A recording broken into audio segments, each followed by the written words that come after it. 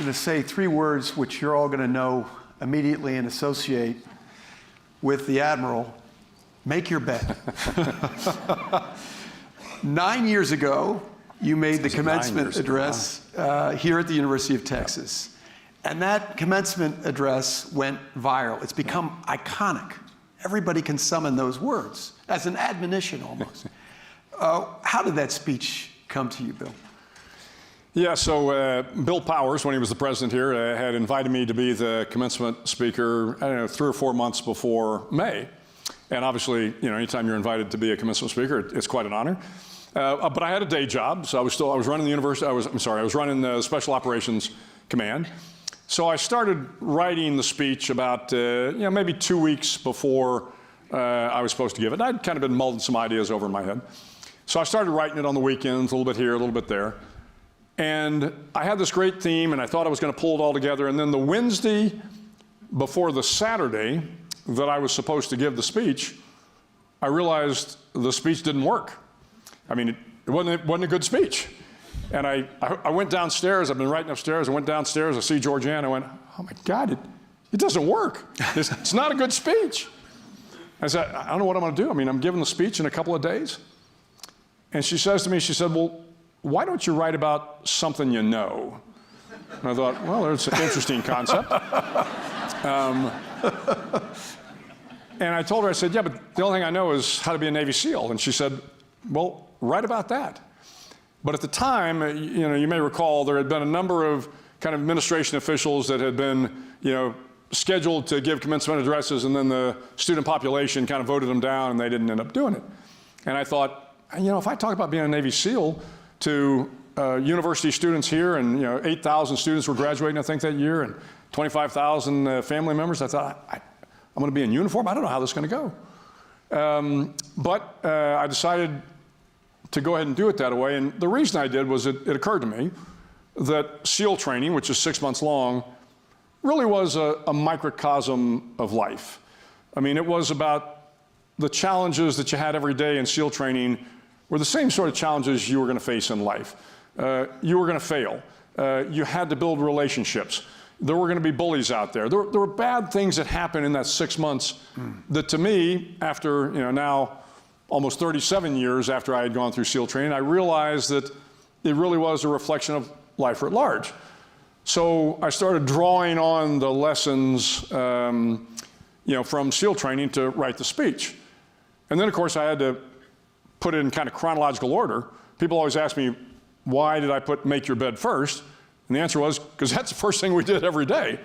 I mean, you had to get up every morning in SEAL training and make your bed because it was going to be inspected.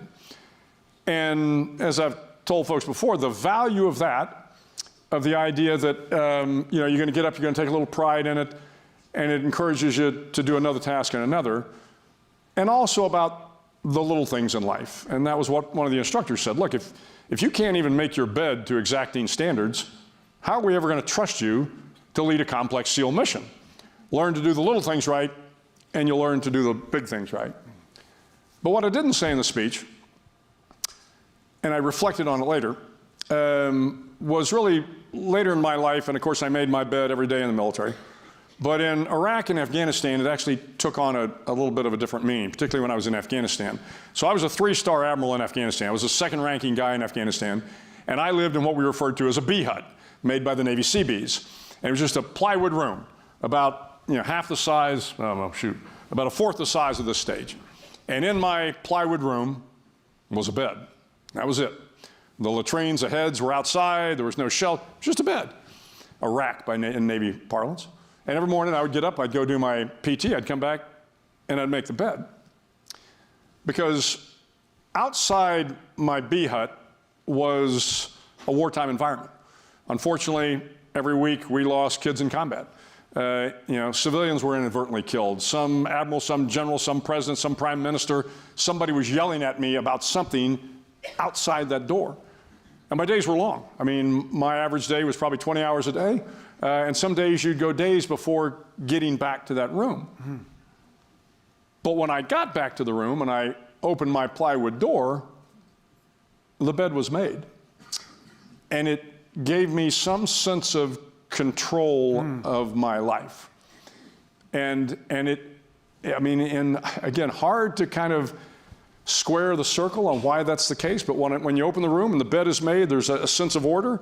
And I've told folks, look, it's a simple task, but I really do think it makes a difference, certainly makes a difference for me. I started to tell you the story, but I held off on it earlier today. When I was the Chancellor, I finished up my time as Chancellor. I'm getting ready to leave. I'm moving out of the Bower House, which is where the Chancellor lives. And we're packing up boxes. And in this box, I find a letter.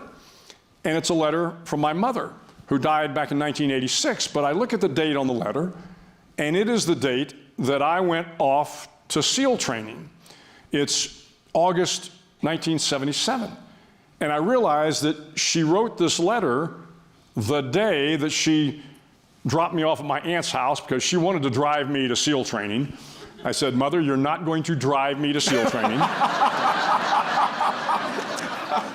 So she drove me to my aunt's house in Scottsdale, Arizona, and I convinced her to stay there, and then I continued on. But she had written this letter when she was at Scottsdale. And now I'm seeing it for the first time. Again, she died in 1986. And of course, I see the letter, it's got her handwriting, and no kidding, and I think my sisters are here in the audience, I could still smell the scent of kind of cold cream and whatever women used back then. And so I'm opening this letter, and I'm getting kind of emotional. I'm like, oh my God, I opened the letter, and my mother would always start the letter, Dearest Bill. You know, she had beautiful cursive writing. Dearest Bill, you know, you're heading off to, she didn't know what SEALs were, but you're heading off to this training. I'm thinking, you know, my mother thought the world of me. You know, she knew I was just the most competent, most capable young man in the world. And she starts off and she says, I really worry about you. I don't know that you're tough enough for this military training.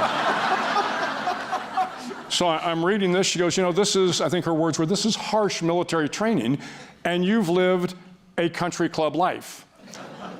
We lived on a 9-hole municipal golf course.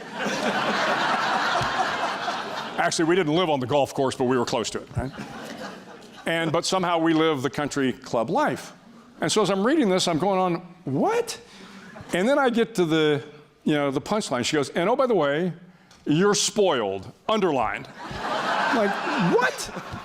I thought my mother thought I was the toughest, most competent, capable guy, and she thought I was a little snowflake.